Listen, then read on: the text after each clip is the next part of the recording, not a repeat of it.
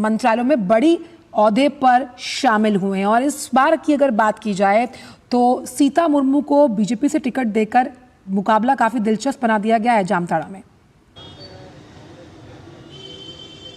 बिल्कुल आपने सही कहा कि जो गोड्डा के पूर्व सांसद थे फुरकान अंसारी, फुरकान अंसारी के बेटे इरफान अंसारी जामताड़ा से किस्मत आजमा रहे हैं और इरफान अंसारी को एक वीआईपी कैंडिडेट माना जाता है। उनके मुकाबले शिबू सोरेन की बड़ी बहू और कल्पना सोरेन की हम कह सकते हैं कि उनकी जो जेठानी है वो चुनाव मैदान में भारतीय जनता पार्टी की टिकट पर किस्मत आजमा रही हैं, जिससे यह राज्य की सबसे हाई प्रोफाइल सीट हो गई है। जामताड़ा के बारे में आपको पता है कि साइबर क्राइम के लिए जामताड़ा का नाम सुर्खियों में आया और जामताड़ा से कई तरह की जो साइबर गतिविधियां हैं वो संचालित हुई और जिसको लेकर जामताड़ा ने बहुत सुर्खियां बटोरी। और सियासी मुकाबले की बात करें तो जामताड़ा के ठीक बगल का एक विधानसभा है जो नाला से विधानसभा स्पीकर रविंद्रनाथ महतो जेएमएम की टिकट पर चुनाव मैदान में है और वहीं पर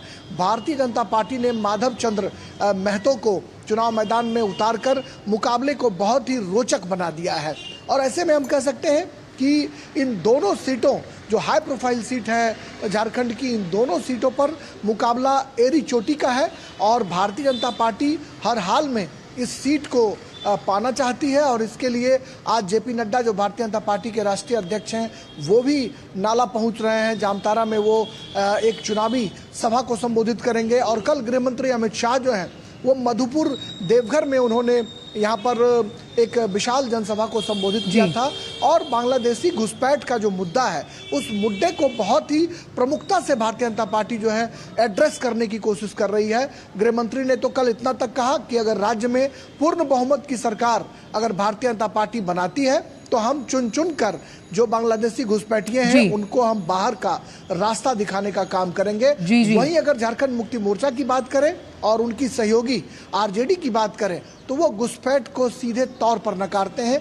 कल तेजस्वी यादव जो बिहार के एक्स डिप्टी चीफ मिनिस्टर हैं उनका मैंने कल इंटरव्यू किया था।